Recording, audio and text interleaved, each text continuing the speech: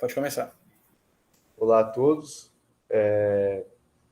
Hoje nós vamos apresentar um trabalho avaliativo da disciplina de Construções da Madeira e avaliar de acordo com as análises de características e indicações para a construção de diferentes tipos de uso da madeira. Meu nome é Gabriel Maculan e o meu colega Leonardo Vieira Militão vamos apresentar para vocês. Professor Felipe Suzin.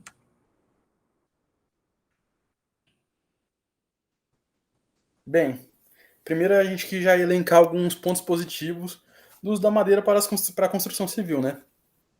Bem, é um material que ele é renovável, então você pode plantar, no caso das árvores, né? Você pode retirar a madeira depois de um tempo. Ela requer menos energia para ser beneficiada do que outros materiais mais industrializados, como o aço ou concreto, que tem processos para até o refinamento deles, né? Ela produz menos gases de efeito estufa no momento da produção, polui menos o ar, menos a água e também tem menos resíduos sólidos. Até porque mesmo os resíduos da madeira são totalmente reaproveitados, né? Coisa que o do aço ou do concreto às vezes não. Até que do aço em alguns pontos são, mas do concreto a maioria do resíduo fica só com poluição mesmo, né? Com um complemento, Gabriel?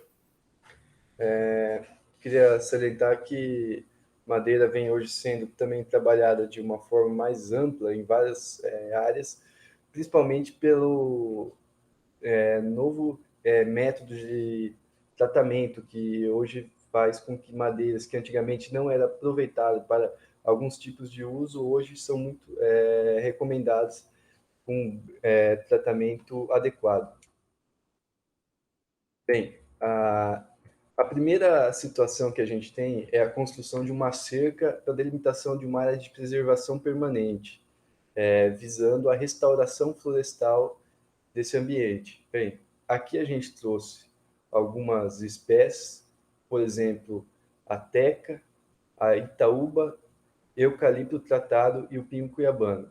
Bem, o eucalipto tratado tem sendo uma fonte muito utilizada principalmente em decorrer da tratabilidade da madeira, juntamente com a teca, que hoje é uma alternativa para os produtores, onde uma oferta de madeira de nativas é muito difícil de ter hoje na região. Por exemplo, a itaúba, que ainda é uma espécie que é utilizada em alguns locais como lascas para fazer esse tipo de construção, não existe mais uma demanda tão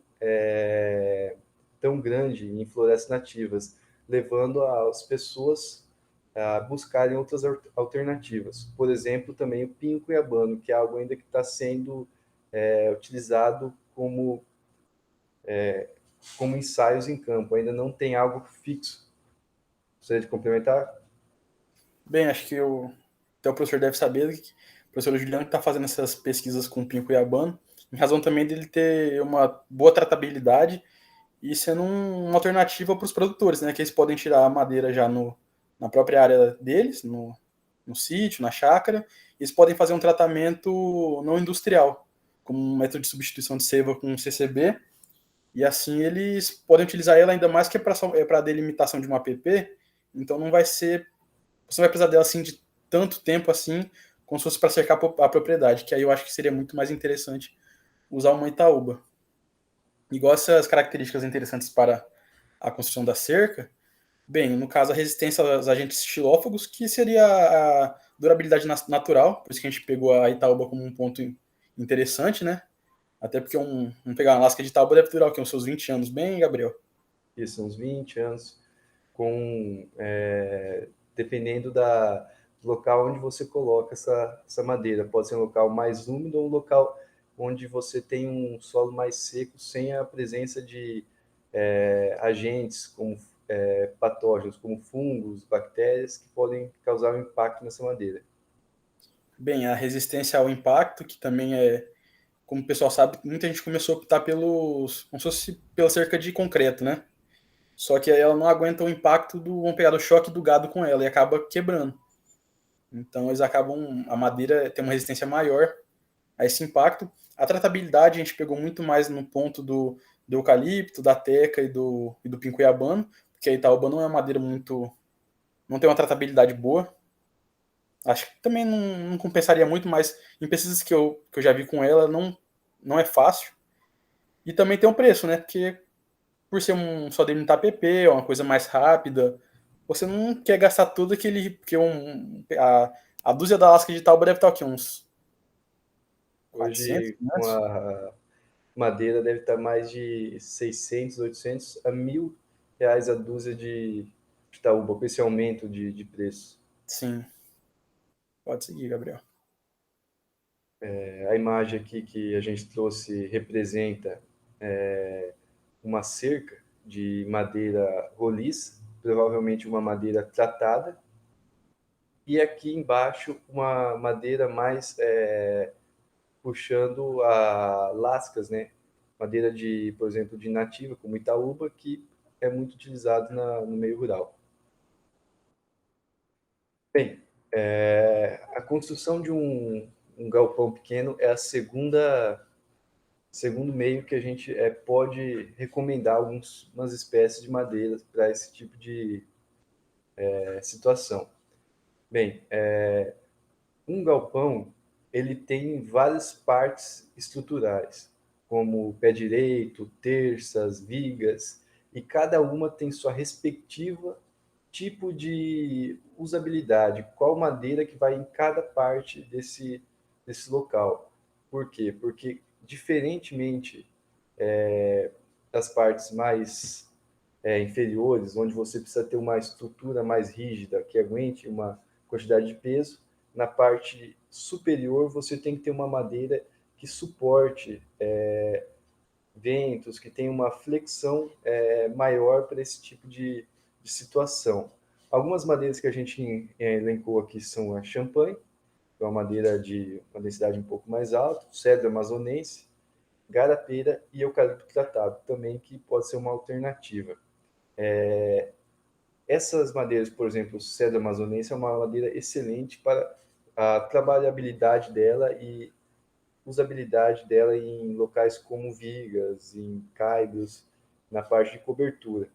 A garapeira também, se tratar de uma madeira de uma densidade um pouco mais elevada, que tem uma resistência mecânica um pouco maior, pode ser utilizada em outras partes, como um pé direito desses ambientes. Bem, aqui eu vou salientar umas características que são, por exemplo, a resistência aos fatores físicos e químicos, porque parte dessa madeira está em contato direto com agentes como água, como a chuva, como ventos, que você tem que ter uma estrutura que suporte esse tipo de ação. E a recomendação de madeiras também são madeiras que resistam à aplicação de um parafuso que não venham a rachar ou apresentar alguma fissura que possa causar algum dano sobre a estrutura. A flexão das fibras, principalmente nessa parte superior, como eu já salientei, é muito importante para resistência e suporte de materiais como telhas e outras partes que vão salientar na cobertura. Aqui também, colocando como outra parte estrutural do galpão, as vigas e pés direitos, que são muito utilizados também na construção desses locais, e que tem que ter um cuidado diferente, principalmente pelo contato direto com o solo. Isso pode atrair alguns patógenos, principalmente nessa região mais baixa, onde você tem umidade, onde a água vai cair e você vai ter que ter um maior cuidado com esses locais. Geralmente são madeiras de um grande diâmetro, peças maiores, e que tenham uma estrutura e uma dureza um pouco maior do que as madeiras que vão em cima, que é as madeiras de cobertura. São madeiras roliças, podem ser utilizadas em madeiras de eucalipto de alta densidade, que tem uma resistência mecânica maior, ou vigas de diâmetro maior, mais espesso para o suporte desse material. Aqui uma foto que mostra a estrutura, como ela é montada, né? E ele pode ser de duas formas, aberto ou fechado. Fechado você também tem outra usabilidade na madeira, que são madeiras em tábuas que você teria que cercar esse ambiente. Lembrando que madeira estaria em contato direto com a ação do vento, a ação da chuva, e também teriam que ter uma grande resistência a esses tipos de dano. Aqui mais umas fotos para mostrar o local, o ambiente. Queria Gabriel, colocar alguma coisa? também acho muito legal essa parte de pessoal usar muita madeira roliça, né? Eu acho que assim, atualmente, o uso caiu um pouco até, mas sei lá, uns 15 anos atrás, o pessoal fazia muito galpão assim com madeira roliça, mas madeira roliça é, sei lá, com até Itaúba que eu já vi, menores, sabe? Porque aquela coisa que o pessoal constrói já para a vida inteira, né? É uma madeira Era mais. que aguente, por exemplo, a estrutura. Isso aí é uma coisa que não é barato. Sim, E hoje, tem esse exemplo aqui, ele está colocando telhas de zinco em cima. Isso também tem um custo alto, então a estrutura tem que ser algo que resista à ação de outros agentes. E tem que ser também mais em conta do que a estrutura metálica, né? Porque é algo que tem um valor um pouco mais baixo que a estrutura metálica, principalmente para reduzir custo na propriedade. sim. Pessoal, muitas fazendas usam ainda, né? Sim, Bem, no caso, a construção 3, ponte de madeira com 8 metros de comprimento, pilares no meio da ponte para auxiliar na sustentação, em estrada de terra dentro de uma fazenda. Bem, nessa situação a gente já quis indicar madeira como a Itaúba, Cupiúba ou Champanhe mesmo. São madeiras com uma densidade maior, uma resistência maior até a compressão e flexão, também a força de tração. Cara, não consigo falar essa palavra. Se. Ah, não consigo. Depois a gente tenta de novo. Que são, no caso, com o peso, né? Da passagem de alguns veículos, essa ponte vai ser bem, no caso, bem requisitada. Vão ter estresse maior em vários pontos dela. No caso, como eu falei ali, o cisalhamento, às vezes em algum momento ali do movimento, da hidroscopia, porque como a gente sabe, a madeira vai ser um material que vai reagir com a água. Então ela vai mudar, às vezes, como eu poderia dizer o que vai acontecer? O tamanho dela pode alterar as condições em relação ao contato direto com a água de toda hora, né? as características anisotrópicas da madeira, né?